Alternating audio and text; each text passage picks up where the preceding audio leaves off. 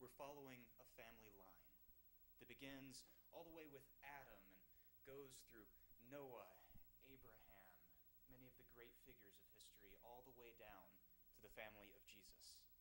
Now most of us know the story of Joseph, who was sold by his brothers into slavery, and you may know him better as having an amazing Technicolor Dreamcoat. But today I'd like to talk about where the line really went, because it wasn't through Joseph. It was actually through the brother who sold him into slavery, the brother Judah. Now, after Joseph had been sold, Judah went away from his family, moved off to another land, and took a wife there. And he had 3 sons, Onan, Shelah. Now, of course, the time came to marry off these sons and continue that line, as was his duty. So a young woman named Tamar was selected, married to and we don't really know what happened.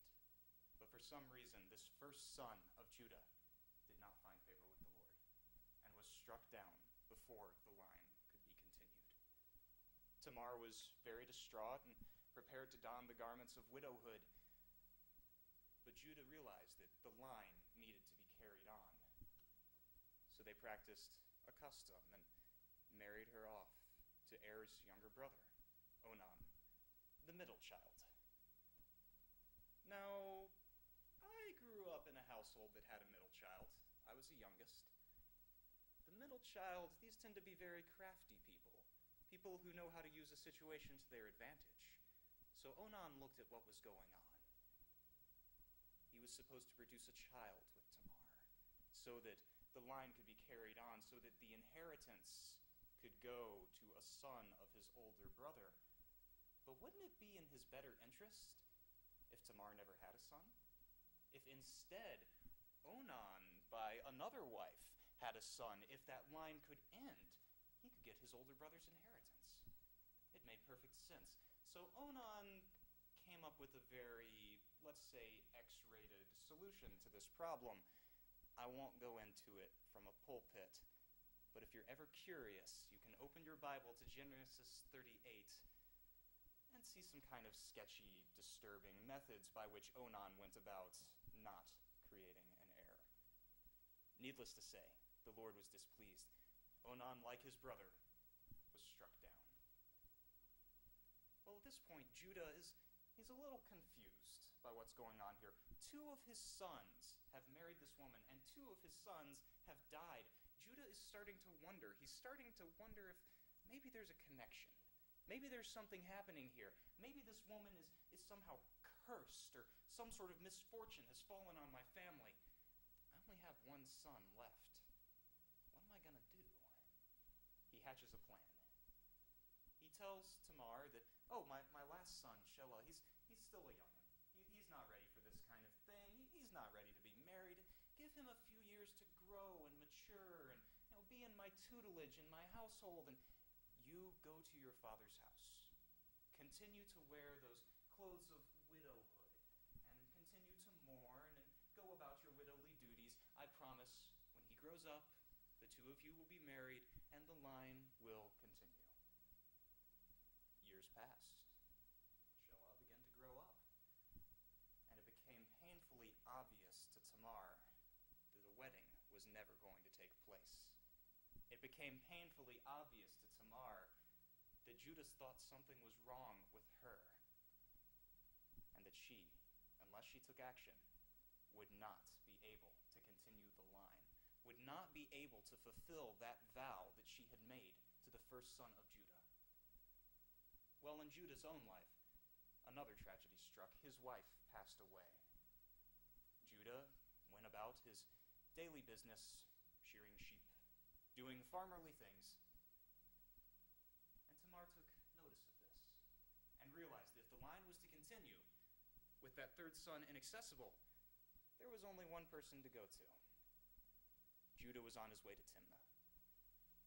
Walking along the side of the road, he and a friend of his beheld this beautiful woman, arrayed in her finery, fine garments, a lovely veil over her face. And they made an assumption. They said,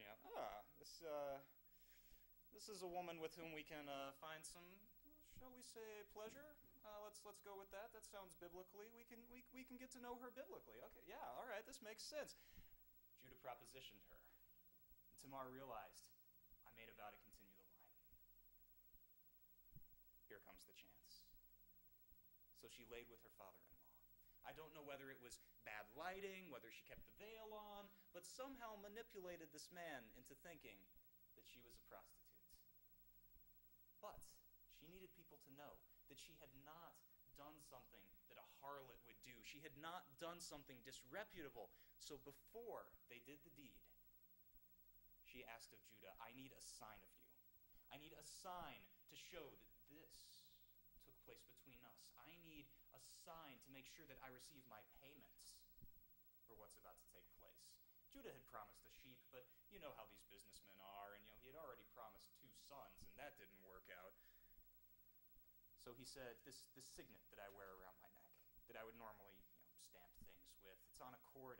Take this, hang on to this. And my staff, take that too. He must have been pretty desperate at this point to give away the markers of his identity for one night with who he thought was a prostitute. 3 months passed. Judah had been looking for this woman to try and repay her so that he could reclaim his signet and reclaim his staff, but she was nowhere to be found. He had sent servants and friends all over the place looking for this woman, but no one in that area knew about a prostitute. No one in that area knew what had taken place. Of course, at this time, Judah learned something. A terrible bit of knowledge came to his ear that his daughter-in-law had been committing acts of harlotry and was now pregnant with a child. For shame, to be condemned, he called for the death penalty. He was absolutely, staunchly infuriated by this woman's horrible actions, that here he had even promised her the marriage to his 3rd son, and she had gone and done this. Tamar responded to the accusation by sending the signet ring and the staff. And Judah was put in his place, forced to acknowledge, no, she was in the right. Here is a woman who did what needed to be done. Here is a woman who stepped past the bounds of what was expected by her society to make sure that the line would continue.